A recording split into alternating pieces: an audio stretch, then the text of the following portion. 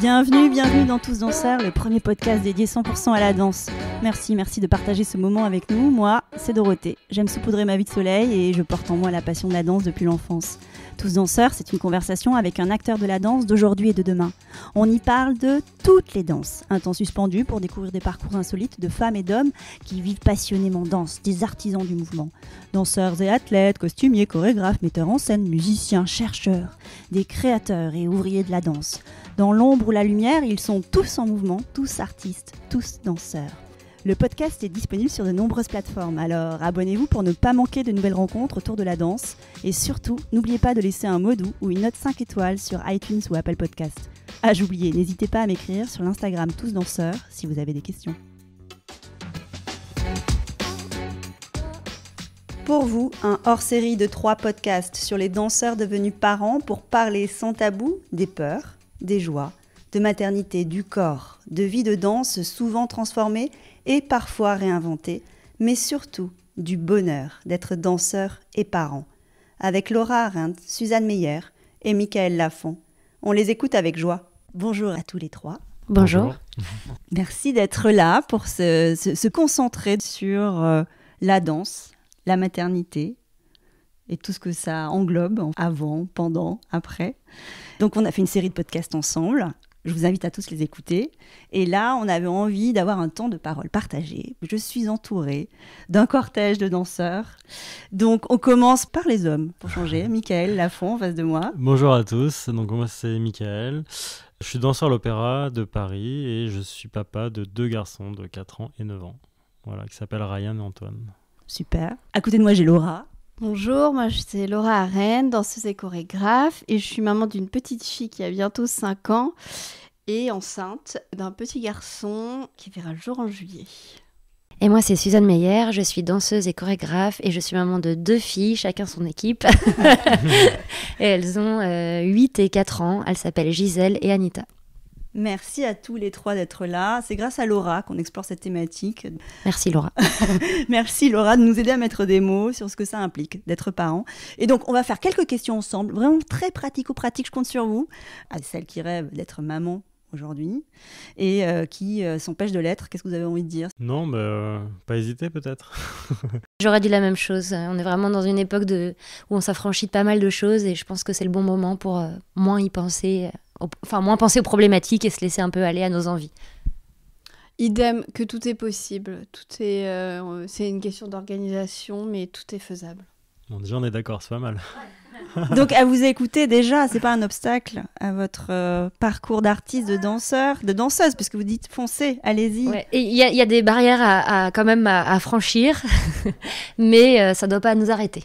On peut développer un petit peu plus, hein, si vous avez envie d'apporter quelques éclairages complémentaires. Non, mais ouais, c'est vrai. Enfin, on dit foncer parce que je pense qu'on est tous les 3 conscients du bonheur que ça apporte d'avoir des enfants. C'est vrai que c'est forcément un peu plus compliqué au niveau du planning. On est tous fatigués. On va pas se mentir, on aimerait bien avoir des nuits complètes et longues, mais c'est pas forcément le cas. Mais est-ce que dormir c'est le but d'une vie ? Je crois pas.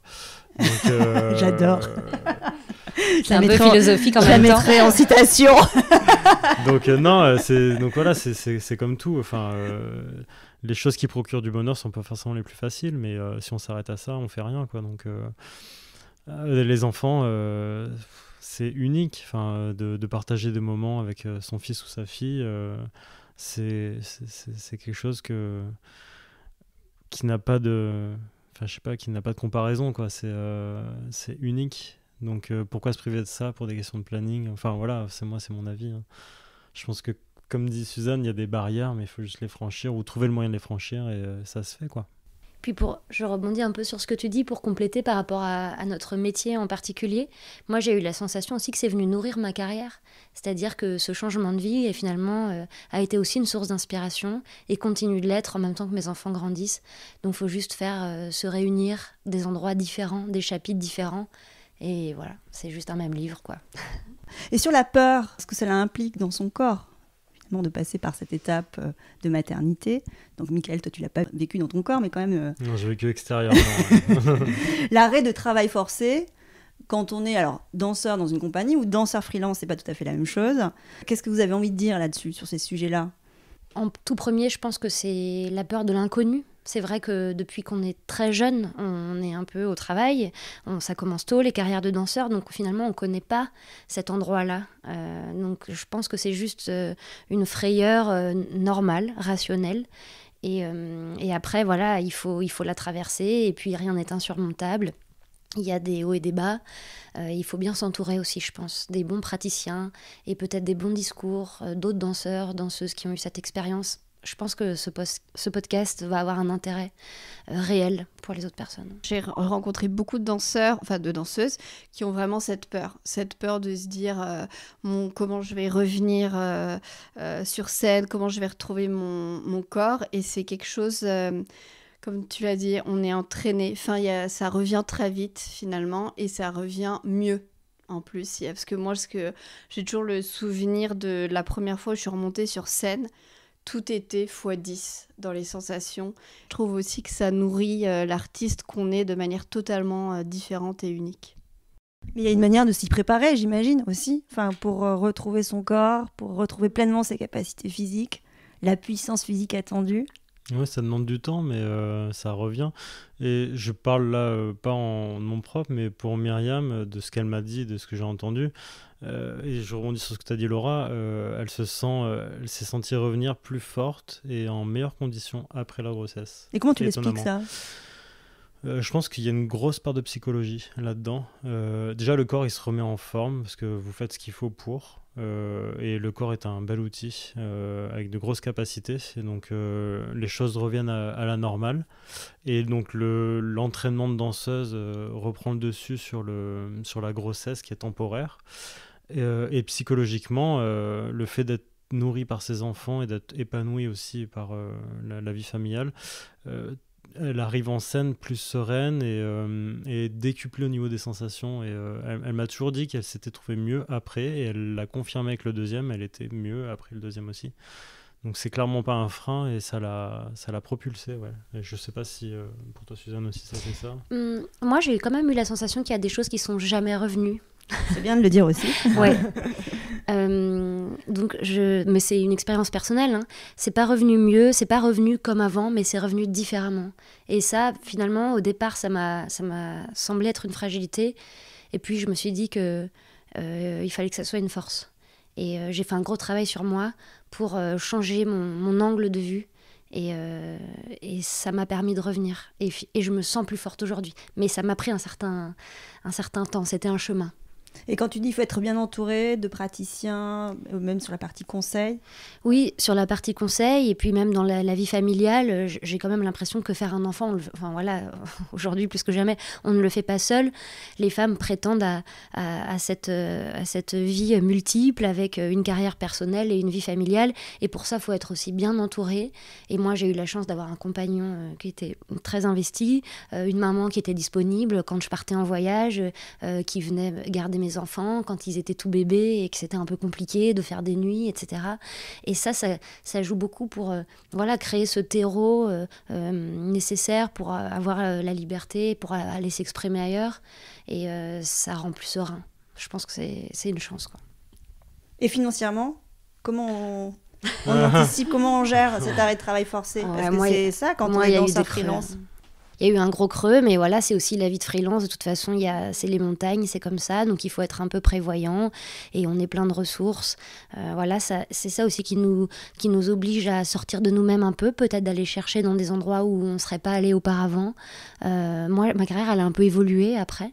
Maintenant, je suis plus seulement danseuse, mais je travaille aussi dans l'image.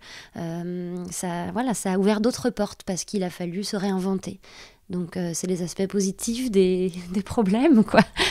Faut que ça devienne des forces. De renaître différemment aussi avec cette naissance qui arrive. Ouais, ça, c'est au sens propre et au sens figuré. Hein. Et toi, Laura, tu veux rajouter quelque chose là-dessus ? Non, ça c'est vrai que c'est les différences quand on est dans une grosse structure où c'est vrai qu'il y a quand même le luxe de se dire on peut prendre le temps de revenir. C'est vrai que quand on est intermittente, là je sais que mon congé mat commence en mai. Enfin voilà, tout est calculé pour reprendre aussi. Alors c'est une envie personnelle de reprendre très vite après, mais il y a aussi cette idée de se dire faut que je fasse mes heures, il faut que ça reprenne, il faut que faut que j'ai mon intermittence, quoi. Et ça, je trouve, du coup, avec un peu de recul, puisque je suis pas enceinte en ce moment. Et tu peux en parler et je peux en plus parler, sereinement. je sais pas, mais je trouve que c'est quand même dur, cette réalité d'avoir 3 mois pour faire naître un bébé et se remettre en forme. Et dans un monde idéal, ça serait chouette qu'on puisse avoir plus de temps. Il faudrait 6 mois. Je sais pas si les autorités publiques vont écouter le podcast, mais un petit mayday pour les mamans danseuses qui n'ont clairement pas le même but. Et pour se remettre physiquement, ça prend plus que oui, quand ton quelques semaines. outil de travail, c'est ton corps, et que ce corps a été quand même transformé par la grossesse. Voilà, il y a ce sujet-là de... Ouais, parce que tu peux pas brûler les étapes, surtout pour les danseuses, qu'il y a des étapes physiques à respecter quand même, au niveau des abdos et autres. C'est ça, et finalement pour les danseurs en freelance ou intermittents, ça fragilise quand même un petit peu le postpartum, si je peux me permettre. Et aux chorégraphes qui porteraient un regard différent sur les danseuses qui deviennent mamans, qu'est-ce que vous avez envie de dire ? Beaucoup de choses. Alors on développera beaucoup dans ton épisode. Si on voit le positif, la première chose à dire, c'est ce dont on a parlé précédemment, c'est qu'au contraire, ça nourrit, que c'est des femmes qui ont encore plus d'expérience et qui ont encore plus de choses à dire. Mais après, ça fait peur. Ça fait peur à certains chorégraphes. Et c'est les mentalités à faire changer, tout simplement. Et puis après, c'est pour ça que je suis devenue chorégraphe. Parce que du coup, c'est plus facile. Mais je pense que des gens comme toi, Laura, c'est super important parce que en donnant de l'espace pour la maternité, ça ouvre aussi la porte à d'autres. Enfin, on crée un sillage. Le monde change en ce moment et chacun peut œuvrer pour. Il y a vraiment un gros travail à faire là-dessus, moi, je trouve. Michael me disait qu'effectivement, même à l'opéra, tu n'avais jamais eu autant de parents. Ouais. Enfin, les choses avaient changé aussi dans les 10 dernières années. Ouais. Donc il y a aussi une forme de liberté qui est plus forte à cet endroit, où on se saisit de ces moments qui sont importants dans sa vie. Elle est unique. Oui, et puis inconsciemment, ça envoie le message à tout le monde, en fait, les hommes, les femmes, ceux qui sont parents, ceux qui ne le sont pas, on peut faire ce trait d'union. Et on peut continuer à inspirer d'autres personnes, même en étant une mère. C'est pas une condition... être une muse, c'est pas forcément être une éternelle jeune fille qu'on peut sexualiser ou non, avec ses fantasmes. Enfin voilà, il y a vraiment... je trouve ça chouette que l'opéra soit en figure de proue comme ça, pour envoyer le message à tout le monde, c'est bien. C'est des institutions, donc c'est que ça reste quand même... C'est leur boulot aussi. C'est leur rôle, exactement. Ouais. Et aujourd'hui, on parle de ce hors-série dans ces maternités. Pourquoi vous avez eu envie de témoigner ? Alors, à l'appel lancé par Laura, mais j'ai l'impression que pour vous, c'est important aussi quand même de poser des mots sur ces sujets-là. Michael m'a dit tout de suite, ah oui, super, ouais, toi, moi, Suzanne. Content, ouais. Ah mais bien sûr. Bon, Laura, forcément, oui, un grand oui, puisque c'était elle qui proposait ce sujet, mais... Pourquoi c'est si important ? Parce qu'encore une fois, il y a beaucoup de tabous autour de ça, beaucoup de peurs. Moi, c'est vraiment venu...